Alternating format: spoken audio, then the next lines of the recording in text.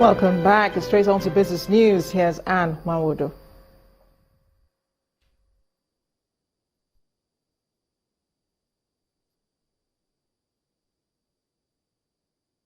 You first. First Bank.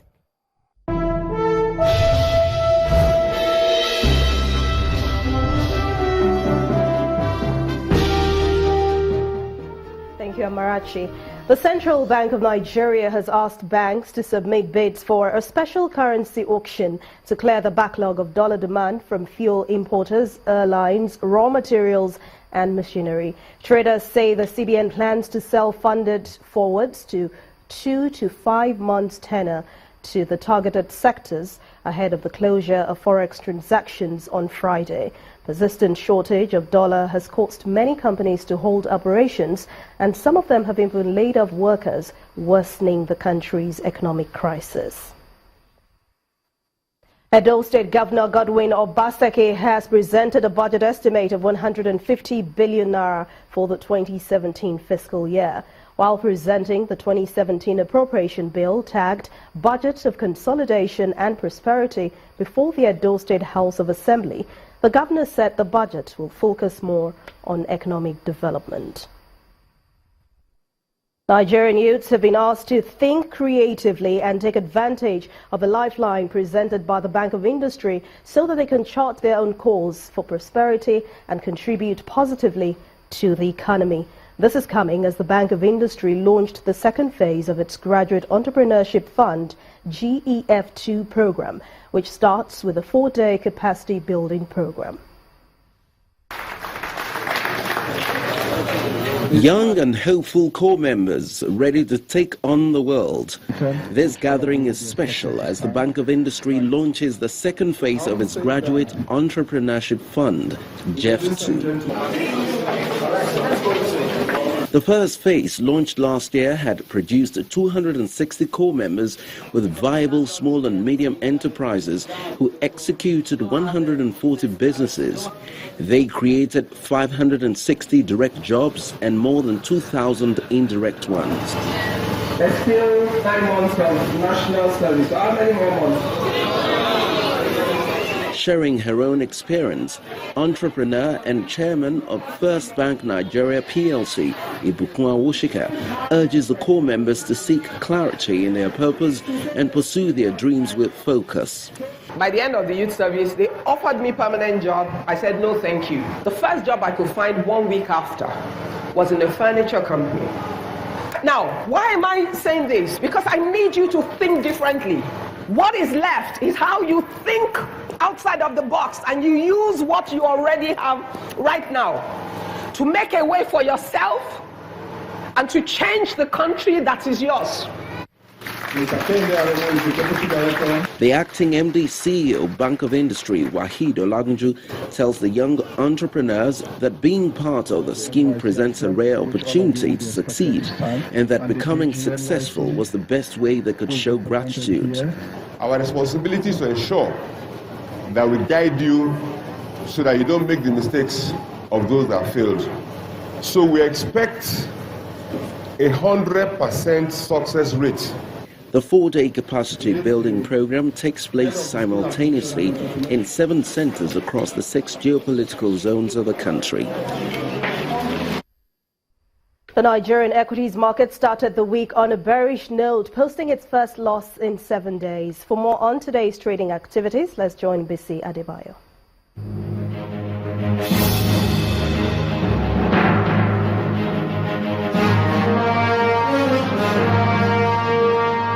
Hello there. As financial markets across the world prepare for the Christmas holiday starting this week, Nigeria's stock market opened Monday down by 0.45% after 3 weeks of bullish trade. This is in response to profit booking by investors trading in stocks for cash ahead of the Yuletide festivities. However, transactions remain impressive with a turnover of 262.89 million shares worth over 1.74 billion naira and sold in 2,789 deals. On the other hand, market breadth was negative, with 16 gainers against 27 losers, both comprising mostly industrial bellwethers. Guinness topped the advances by 9.44%, followed by Julius Berger and Nemeth, while Forte Oil, NTR and MRS were the three significant decliners. NASCON, UBA and Diamond Bank were the top three most active stocks on Monday. And that ends the stock market report. I am BC Adebayo.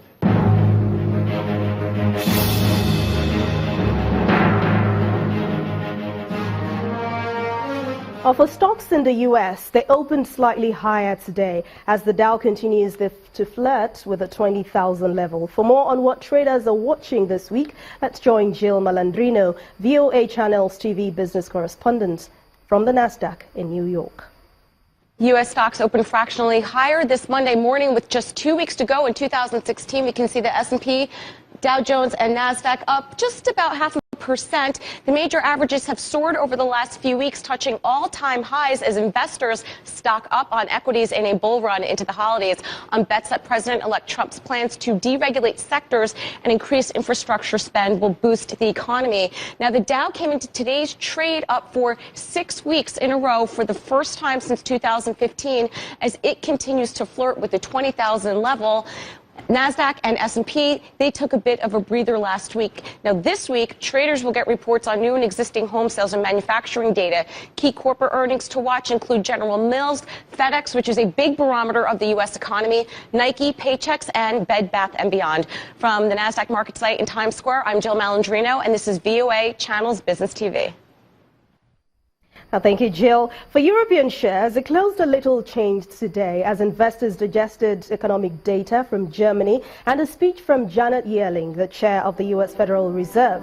For Asian stocks, it closed lower with the Nikkei down for the first time in 11 sessions. Let's see the numbers.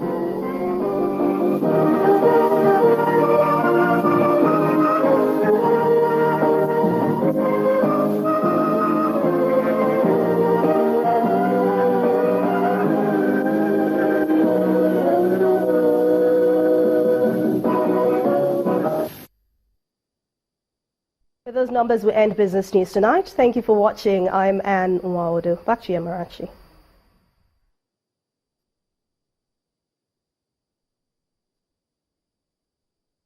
You first.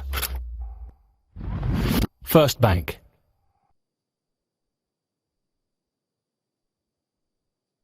Thanks a lot. And the major obstacles confronting power distribution companies in the country come from unstable currents emanating from power generation and transmission components of the value chain. This is the position of the management of the Abuja Electricity Distribution Company as they played host to lawmakers from the Senate Committee on Privatization during an oversight visit on the power company's headquarters in Abuja.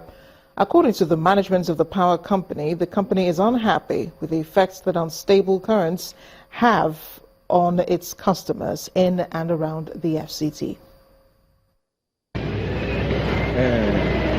Since the privatization of Nigeria's power sector in 2013, new owners of the privatized assets have dealt with a series of challenges ranging from regulatory bottlenecks, financial shortfalls, to dilapidated transmission infrastructure, among other difficulties.